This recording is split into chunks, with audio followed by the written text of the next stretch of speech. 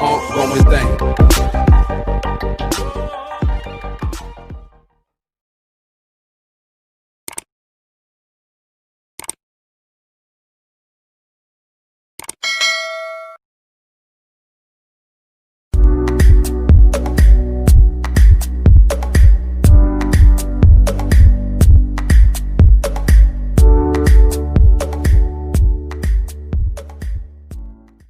Assalamualaikum warahmatullahi wabarakatuh. Apa kabar semuanya, sahabat belajar, khususnya kelas 10. Di semester 2 kali ini, kalian akan memasuki bab pertama, yaitu debat. Nah, apa itu teks debat? Menurut Kamus Besar Bahasa Indonesia atau yang biasa disingkat dengan KBBI, debat adalah sebuah pembahasan dan pertukaran pendapat mengenai suatu hal dengan saling memberi alasan untuk mempertahankan pendapat masing-masing. Apa tujuan dari debat? Nah, tujuannya ada 5. 1. Melatih keberanian mengemukakan pendapat. 2. Melatih mematahkan pendapat lawan. 3. Meningkatkan kemampuan merespons suatu masalah. 4. Melatih bersikap kritis terhadap semua teori yang diberikan. 5. Memantapkan pemahaman konsep seseorang terhadap materi atau pelajaran yang diberikan. Selanjutnya, struktur teks debat. 1. Pengenalan. 2. Penyampaian argumentasi. 3. Debat. 4. Simpulan. 5. Penutup. Ciri-ciri teks debat. 1. Terdapat 2 sudut pandang, yaitu tim afirmatif merupakan pihak yang menyetujui topik dan tim oposisi, yaitu pihak yang tidak menyetujui topik. Kemudian ciri-ciri yang kedua, adanya proses saling mempertahankan pendapat antara kedua belah pihak. 3. Adanya adu argumentasi yang bertujuan untuk memperoleh kemenangan. Selanjutnya, 4. Adanya pihak yang berperan sebagai penengah atau tim netral yang biasanya dilakukan oleh moderator. Selanjutnya, ada sesi tanya jawab yang bersifat terbatas dan bertujuan untuk menjatuhkan pihak lawan. Ciri-ciri yang terakhir adalah hasil debat diperoleh melalui voting atau keputusan juri yang tidak dapat diganggu-gugat. Jenis-jenis debat berdasarkan bentuk, maksud, dan metodenya. Yang pertama ada debat parlementer atau majelis, yaitu bertujuan untuk memberi dan menambahi dukungan bagi suatu undang-undang tertentu, dan semua anggota yang ingin menyatakan pandangannya berbicara mendukung atau menentang usul tersebut setelah mendapat izin dari pihak majelis. 2. Debat pemeriksaan ulangan untuk mengetahui kebenaran pemeriksaan terdahulu, bertujuan untuk mengajukan serangkaian pertanyaan yang satu sama lain berhubungan erat yang menunjang posisi yang hendak ditegakkan dan diperoleh oleh penanya.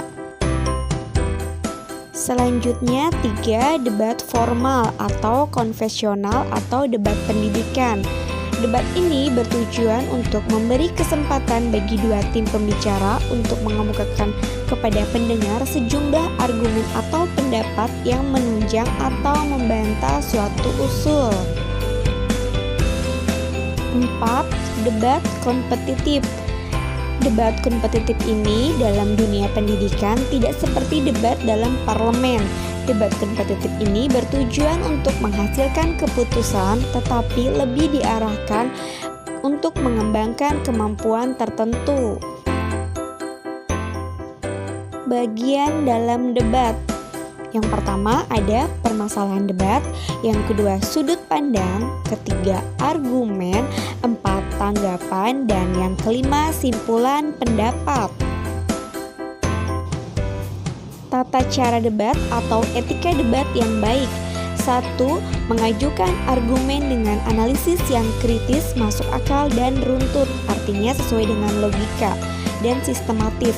Lalu yang kedua, bertanya secara serius, tidak menyinggung maupun merendahkan lawan debat. 3. Pahami kelemahan maupun kelebihan yang dimiliki oleh pihak lawan. 4. Berbicara sesuai data dan fakta, gagasan yang akurat dan dapat dipertanggungjawabkan. Dan yang terakhir adalah memahami dan menjalankan peraturan debat yang telah disepakati bersama. Unsur-unsur dalam debat. Ada debat formal yang direncanakan dan dijadwalkan, serta debat tidak formal yang dilakukan tanpa rencana dan tanpa unsur pendukung. Nah, berikut ini adalah unsur-unsur yang terdapat dalam debat formal. Yang pertama ada mosi, yang kedua tim afirmasi, ketiga tim oposisi, 4 tim netral, 5 moderator, 6 penonton atau juri, dan yang terakhir adalah notulen. Yang dimaksud dengan mosi adalah pernyataan atau penentuan tentang suatu topik yang menjadi bahan debat. Nah, mosi ini dapat disampaikan sebelum ataupun pada saat debat berlangsung dan bersifat konvensional atau umum. Selanjutnya, 2. Tim afirmasi adalah pihak yang setuju dengan topik yang diperdebatkan atau biasa disebut dengan tim pro. Selanjutnya, 3. Ada tim oposisi, merupakan kebalikan dari tim afirmasi, yaitu tim yang tidak setuju dengan topik yang diperdebatkan atau biasa disebut dengan tim kontra. Kemudian yang 4, tim netral, merupakan tim yang memberikan dua sisi baik dukungan ataupun sanggahan terhadap sebuah mosi. 5.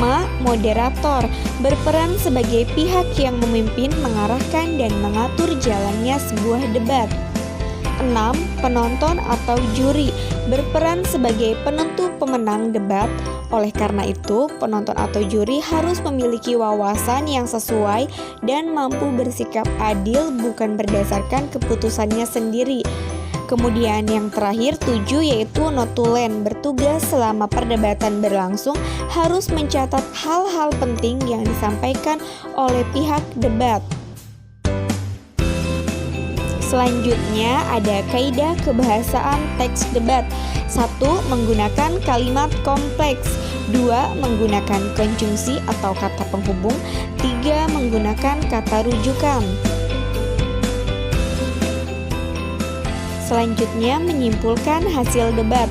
Ini bisa melalui penalaran induktif yang terbagi menjadi 3 macam, yaitu ada induktif generalisasi, kemudian ada induktif analogi, dan induktif kausal atau sebab akibat. Nah, bagaimana sahabat belajar? Apa kalian sudah memahami teks debat? Nah, semoga bermanfaat ya. Terima kasih. Tetap semangat belajar. Wassalamualaikum warahmatullahi wabarakatuh.